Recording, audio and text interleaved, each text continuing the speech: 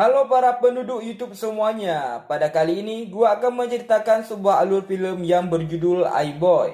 Film ini berkisah tentang seorang mahasiswa yang menjalani operasi di kepalanya setelah ditembaki oleh para penjahat, yang dimana beberapa fragmen ponsel masih tertanam di dalam otaknya, sehingga dia memiliki kemampuan luar biasa untuk mengetahui ponsel orang lain hanya dengan pikirannya.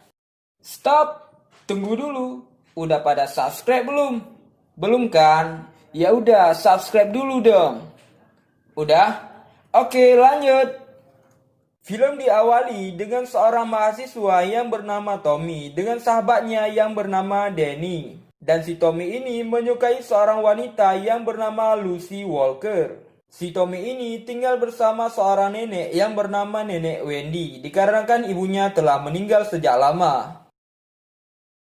Scene selanjutnya, Tommy keluar dari rumah dan di jalan Tommy melihat pintu rumah Lucy terbuka. Dikarenakan dia penasaran, kemudian Tommy masuk ke dalam yang ternyata 4 orang penjahat sedang memperkosa Lucy. Salah seorang penjahat menyadari Tommy di sana, yang kemudian Tommy kabur dari sana untuk meminta bantuan polisi. Lalu, salah seorang penjahat yang menggunakan pistol langsung menembak Tommy. Esok harinya, Tommy terbangun di rumah sakit dan kepala sebelah kanannya terdapat beberapa fragmen ponsel yang masih tertinggal di dalam otaknya. Serpihan ponsel itu tidak bisa dikeluarkan lagi karena telah masuk ke dalam jaringan otak. Setelah itu, Tommy diizinkan pulang ke rumah. Tommy sangat menyesal karena tidak bisa menolong Lucy saat itu. Saat berada di rumah, Tommy menyadari terjadi keanehan pada dirinya. Dia bisa mendengar pembicaraan orang lain di telepon meski tidak menggunakan alat lain. Scene selanjutnya, Tommy pergi ke rumah Lucy untuk menjenguknya, dan dia sangat menyesal karena malam itu dia tidak bisa menolong Lucy. Namun Lucy tidak mempermasalahkannya karena semua itu telah terjadi. Dan Tommy bertujuan untuk menemukan siapa pelaku yang telah memperkosa Lucy. Setelah pulang ke rumah, Tommy sudah bisa melihat jaringan dan juga angka data sistem dan lainnya. Karena penasaran, kemudian Tommy membuka jendela kamarnya. Malam itu, Tommy melihat dunia seperti sebuah sistem yang memiliki cahaya dan jaringan yang saling terhubung antar seluruh kota.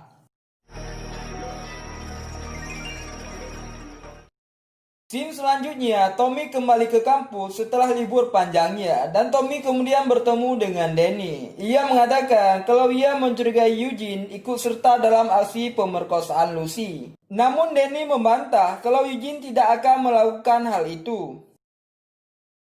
Setelah berada di kampus, kemudian Tommy melihat sebuah video milik Eugene yang ternyata itu adalah video pemerkosaan Lucy. Malam harinya, Tommy pergi ke pesta yang diadakan oleh pihak kampus. Dan di sana, ia melihat Eugene dan mencari tahu tentang 3 orang yang lainnya. Dan ternyata mereka adalah anak buah dari Eugene. Tommy lalu mendekati Eugene dan kemudian dihadang oleh Danny. Dan Danny mengatakan kalau pelakunya bukan Eugene. Setelah itu, Tommy datang menemui Lucy untuk menghiburnya. Lalu mereka melihat Eugene dan anak buahnya berjalan di sana. Seketika itu juga ekspresi wajah Lucy langsung berubah. Tommy menyadari kalau pelaku pemerkosaan tersebut adalah Eugene dan anak buahnya. Lalu Tommy memulai aksi terornya kepada kelompok Eugene. Saat berada di kamar, Tommy mulai belajar cara meretas berbagai perangkat handphone dan lainnya. Malam harinya, Tommy mulai meretas perangkat yang ada di rumah Eugene. Dan ia menemukan sebuah video teman Eugene yang sedang melakukan aksi goyang 5 jari.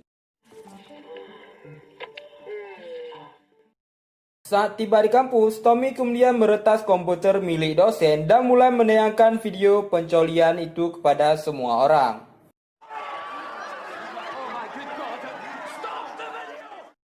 Setelah pulang dari kampus, Tommy kemudian pergi ke rumah Lucy dan menceritakan tentang video itu kepada Lucy. Dan Lucy pun kembali gembira setelah dihibur oleh Tommy. Dan Tommy pun kemudian mengirimkan sebuah pesan yang menamai dirinya iBoy. Dan iBoy mengakui kalau ia yang telah meretas video coli tersebut. Lalu Tommy mengajak Lucy untuk jalan-jalan dan nongkrong di pinggir sungai.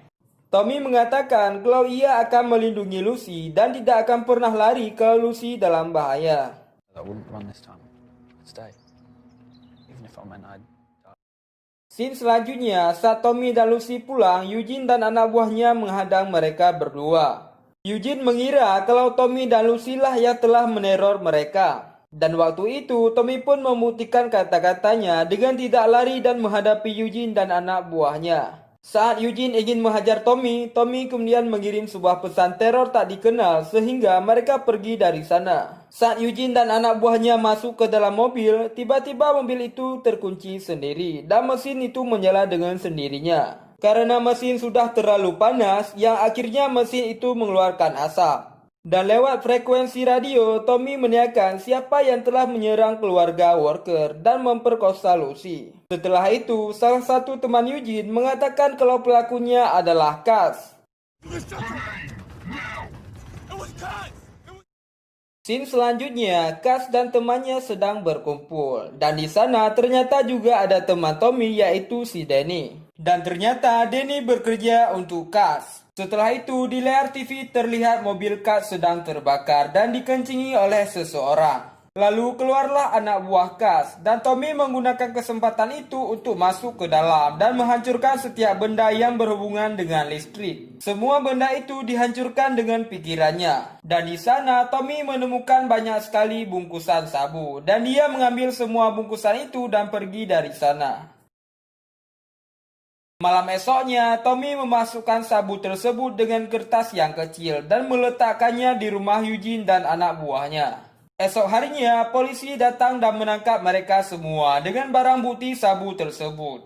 Namun berbeda dengan Scott, semua uangnya hilang dan Scott pun mendapat teguran dari bosnya yang bernama Elman.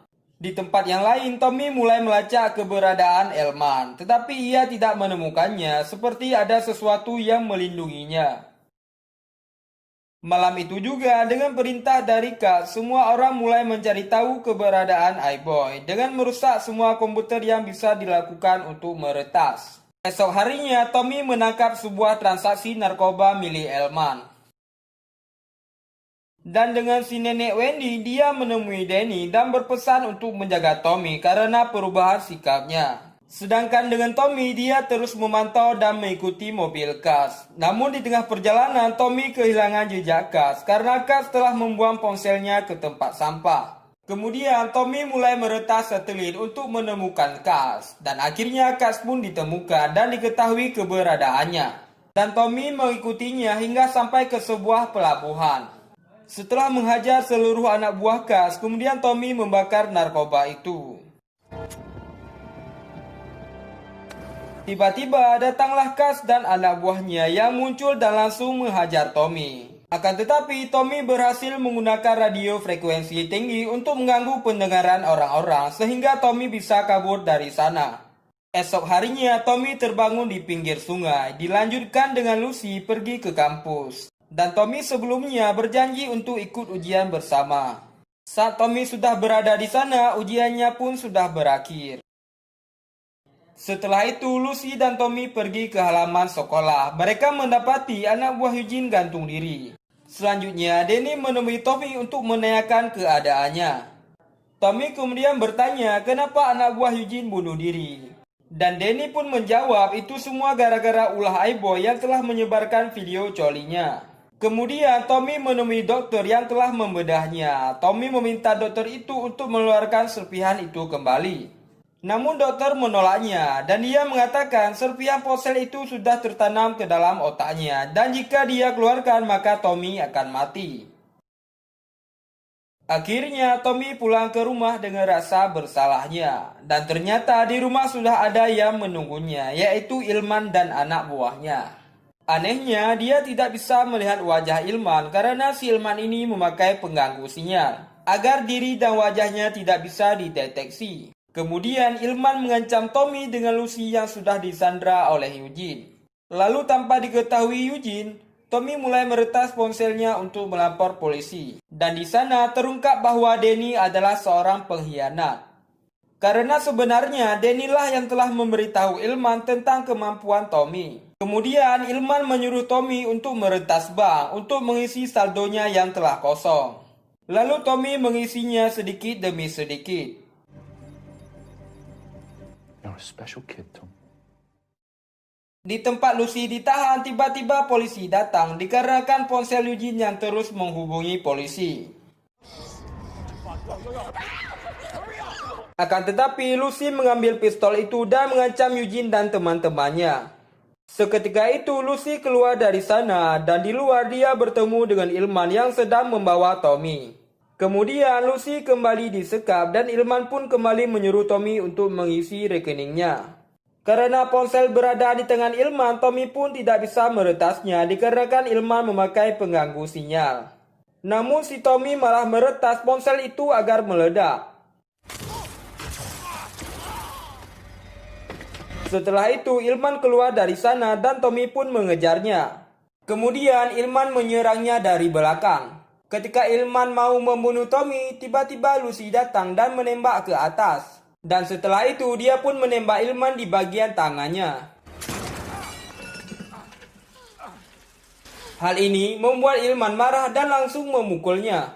Melihat hal itu, Tommy kemudian bangun dan mengeluarkan tenaga listrik yang akhirnya menyebabkan Ilman tewas.